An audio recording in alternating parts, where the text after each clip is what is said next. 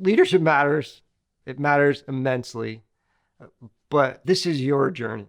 And that's our commitment to you. Like we're going to say it multiple times in these first few sessions is that we are not going to tell you how to lead.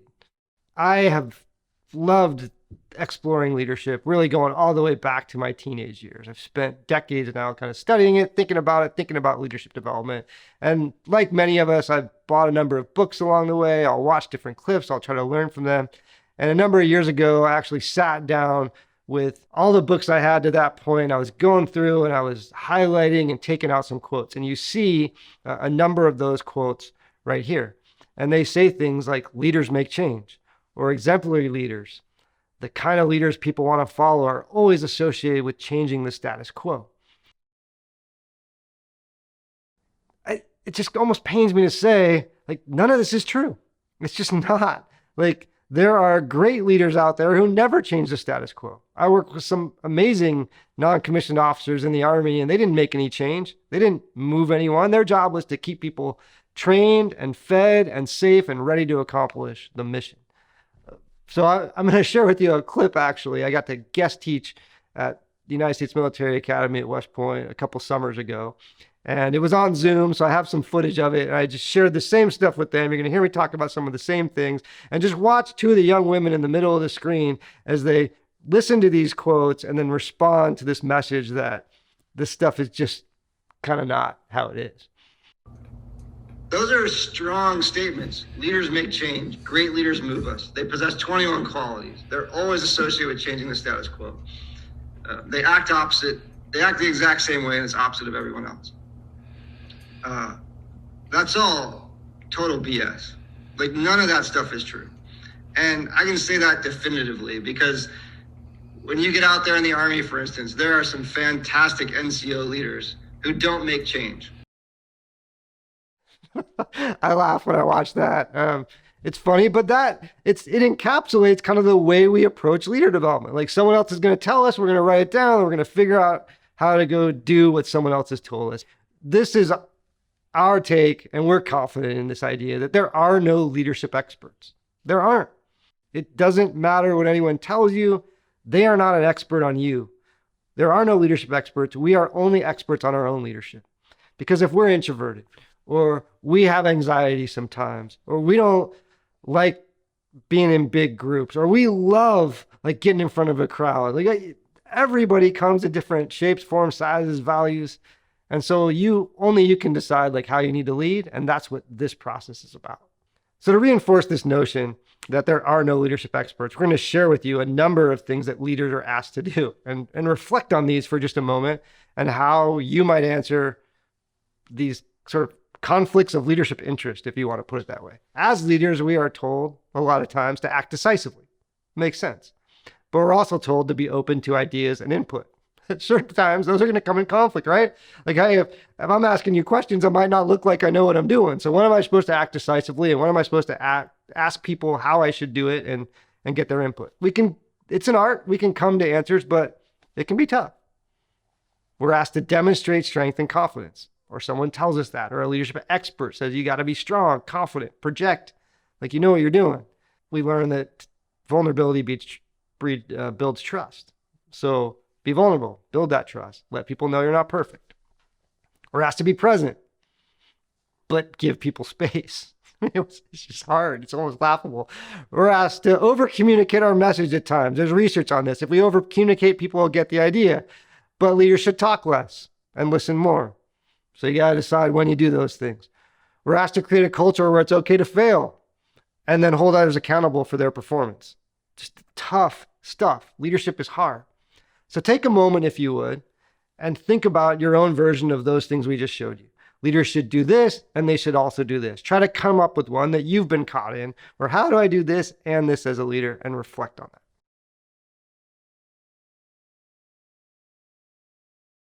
So just a final reminder of this notion that there are no leadership experts. And we are only experts on our own leadership. We will continue to remind you of that through this graphic that we use. It's just this fingerprint, this small notion that we are all individuals with unique fingerprints on our own leadership style. And you should take that forward and create that as you see fit. And as a testament to that, I would introduce one of my role models, a person I look up to, who raised himself up from New York City, put himself through college with an ROTC scholarship, entered the Army, and eventually became the first African-American chairman of the Joint Chiefs of Staff and Secretary of State. Colin Powell, to me, an amazing human being. That doesn't mean that he has to be to everybody else, but to me, someone to be emulated. And he wrote 2 books during his lifetime. When he just finished serving in the military, he wrote a book called My American Journey, an autobiography. And then later in life, he wrote another one. And he titles that book, it's just 4 words, "It Worked for Me." I mean, if anyone could claim to be a leadership expert, it would be Colin Powell. Yet he writes a book and decides to title it, "It Worked for Me." You don't even need to open the cover to learn a ton from that title. He's basically saying, like, it worked for me, maybe it'll work for you. But if it doesn't, figure out something that does. And that's the message that we're sharing. In that book, Colin Powell says purpose is the destination of a vision. Leaders must embed their own sense of purpose into the heart and soul of every follower. Their own sense of purpose. So sort of like a matrix of leadership lessons here, right? Like they're embedded. The one is just the way he titles his book, and then inside his book, for me, I make meaning of this notion that he's telling us we got to have our own sense of purpose. We've shared that book with you. We encourage you to read it. We encourage you to take lessons from it if it makes sense and if it works for you. And if it doesn't, we encourage you to find a different book that does. This notion of there not being leadership experts just informs everything that we're going to do. And it makes the process that we're going through way more important than the specific content. You could take Colin Powell's book out and replace it with something else.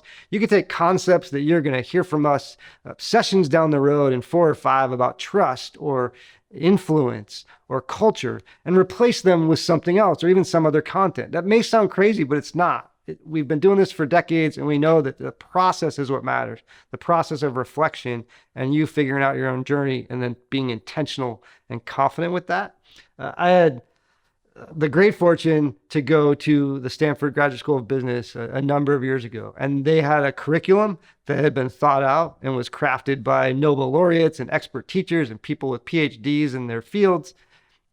And I went there through that curriculum, and it was great. But the number one lesson I took away from that 2-year experience came in a conversation I had right after lunch with a guy named Dave Cavell.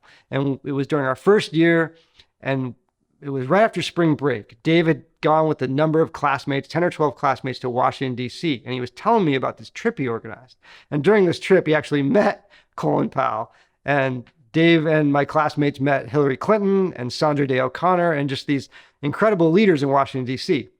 And I'll sheepishly admit that I thought that a lot of my Stanford classmates came from privilege and that Dave's parents probably knew somebody and helped him put this trip together. So I asked him, Dave, who do your parents know? Or how did you do this? He was almost like a little defensive, understandably. He's like, my parents are nobody. I grew up in Cleveland and my dad had a stroke when I was 12. He's like, I put the trip together myself. I was like, how? That's incredible.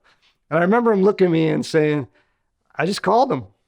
I just called them up. The worst thing someone can do is hang up the phone on you. I think that's a powerful lesson in and of itself, but I share it because I'm not joking. 2 years of master's degree curriculum and that conversation with Dave was my biggest lesson. And it changed me in a lot of ways. It helped me be more effective as I moved on from that graduate program to my next job teaching at West Point. I had experiences where I decided to just call people because the worst thing they could do is hang up. And it demonstrates this notion that it is about process and not about content. We don't know exactly where in this journey you're going to take something away that hopefully changes you for the better and helps you lead your people and makes their lives better, but we're almost certain it's going to happen at some point. It could be in the message board. It could be in a video you watch or a conversation you have with a coach. But if you engage in it, it will happen. Along those lines, we don't make you any promises on what specifically will happen. I looked up a few years ago a number of different leadership development curriculums, and I was looking through classes and how they did things. And I found one online where they promised that when you were done with their course, you would have a heightened sense of purpose and you would be able to model honesty and integrity. And we tell participants all the time, if you came in here today or sat down to watch this yesterday and you're a dishonest person, like when you're done with us, you're going to leave a dishonest person. Like there's not a lot we can do about that. Like you control that. It's your journey. So we don't make promises about the fact that you're going to be able to lead your organization in this strategic direction or motivate and inspire others. We have a wealth of experience going through this and seeing people come out with profound lessons. We don't know necessarily what those lessons are going to be, but for most who go through it, something happens and they become a better leader or a better person or just more aware of what they're doing as a leader. We had a doctor, a radiologist in our program a number of years ago who came up to Dr. Houston actually at the end of one of our final sessions. And he told Tom, "This course saved my life." We were humbled by that. We were intrigued by it. We didn't know exactly whether he was being literal or what he meant. Tom went back to him a number of years later because we were curious. "Hey, what did you mean when you said this course saved my life?" And he said these specific words: "I was slowly dying every day. I wouldn't still be in medicine without that course." The process that he went through, that he made meaning of, that we could never have anticipated, that we could never have put on a checklist of guarantees that this is going to happen, helped him see things that he hadn't seen, understand what was bringing him down as he went through and served people in the medical profession. He made meaning of that. And what this course did for him was give him something special, unique, almost like a fingerprint that we couldn't have anticipated. And that's our hope for you.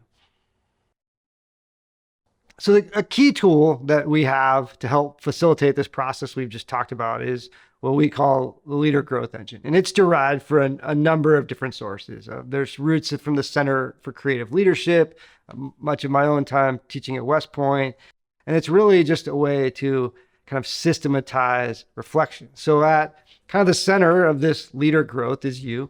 It's your journey, as we've mentioned. And we believe fully that you cannot grow as a leader just sitting in a classroom or even on the other side of a virtual production. It just doesn't happen. You have to have experience. You have to be out there leading to grow, as you will have seen from some of our participants, heard from our stories, and know from your own kind of journey. But at the same time, as you see here what we're describing, you can't grow as a leader without reflection. So both are critical components, both the experience and the reflection. You have to take that experience, those things you grow through, reflect on it in your own way. We do not even prescribe a way. I've had people tell me years ago, like, you've got to have a journal. And that's just not how I process things. I'll process them when I'm driving home or like when I'm in the shower. It's not, occasionally I will. And then there's other people who like to journal every day. So whatever makes sense for you, this Leader Growth Engine is a key component, but you can facilitate that as you see fit. And then you have outside voices, outside knowledge, things you'll read that will come in and help you with that reflection, to make meaning of that reflection. It's just kind of a virtuous cycle. You act, you experience, you reflect, you grow, you go out and try it again. We had shared this Leader Growth Engine a number of years ago, and at the end of one of our programs, we had people reflecting on what they learned that day, and we had a rock star participant named Amy, who her reflection on the day was this quote that you see on the screen: "Imagine all the experiences I've lost because I didn't reflect on them." We've just kept it ever since, and we've been sharing it, and we commend it to you, this notion that to grow as a leader, we have to reflect and make that commitment to yourself, that you're never going to lose another experience because you're going to be committed to this reflection that helps you get better, ultimately with the goal of helping you lead others better.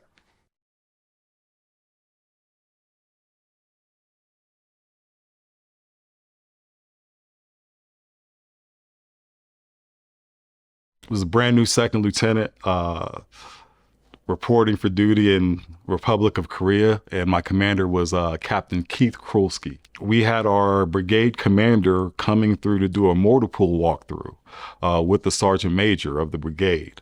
If you're not familiar with the military motor pool walkthroughs and things of that nature, there is one right, and anything other than that one right is wrong.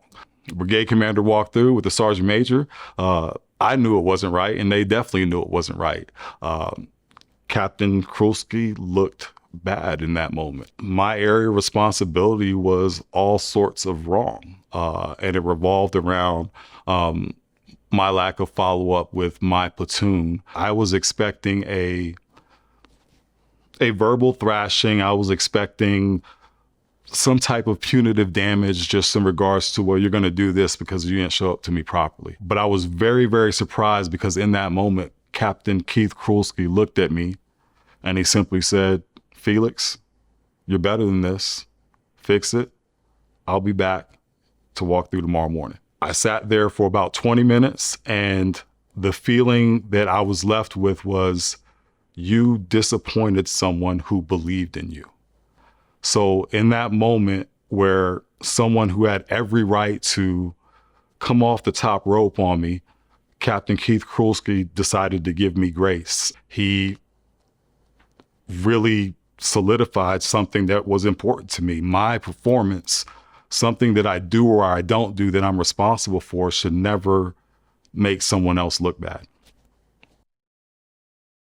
What's an event along your journey that's really shaped who you are today? I think there are several dramatic things that kind of shaped my life. I had a number of them, but I can think of a couple of dramatic things that kind of shook me up and not in a bad way, but just kind of said, okay, there's more to this. You can be better than what you're doing. And the first one happened with Coach John Wooden. And it was when I was really young. I was probably 24 or 25 years old, and I went to a coaching clinic, and he was one of the speakers. But as soon as he got done speaking, I'm not an autograph guy, but I'm a handshake guy. And I thought to myself, I don't know how long this guy's going to be around. I want to go shake his hand. I want to meet him. I want to meet John Wooden. And it was like, have you got the guts? And there he was. And there's like 50 other guys in line already. So a bunch of other people had the same idea. And so I get up there and I go, hi, Coach Wooden. My name is Bruce Brown. Where do you coach? What do you coach? Like football, basketball, baseball. Where do you coach? Hayek Junior High in Bellevue, Washington. And I said, Coach, I got to tell you, we use your Pyramid of Success in our football program. And he said, well, how do you use it? So I was going through how we used his pyramid. 2 weeks later, I get an envelope with a return address to UCLA basketball. Inside the envelope, it was addressed to Coach Bruce Brown, Bellevue Junior High, not Hayek Junior High, so it went to the different junior high. Bellevue Junior High, Bellevue, Washington, the whole thing. I opened up the envelope, and there's a copy of the Pyramid of Success signed, Best Wishes, John Wooden. But I thought about that, and I thought about that from a leadership perspective. I thought about that from a personal perspective. I thought about that from a coaching perspective. Here's a guy who was the greatest in the country, greatest in the world at his profession. He remembered my story. He remembered my name. He remembered about where I taught, and he remembered what we had talked about, and he took the time to send that. I took that thing, and I went to Bartell's, and I bought a $1.99 black frame is all I could afford. I've kept that black frame to remind myself where I was at that stage of my life, and every time I go in my office, I look at that. And I think so when some coach calls me or sends me an email and said, I'm struggling with this or this or this, or I listened to this presentation, I'm trying to apply, give me a call. Some kid comes into my office at lunch and says, Coach, you come help me with my free throws? No, I'm too busy eating. Never could happen. How could you turn, when a person that's that great shows that much care, how can you not be like that or want to be like that? That changed me. And I got a chance to tell him, and I told him how that had impacted me at that time over 40 years and continues to impact me.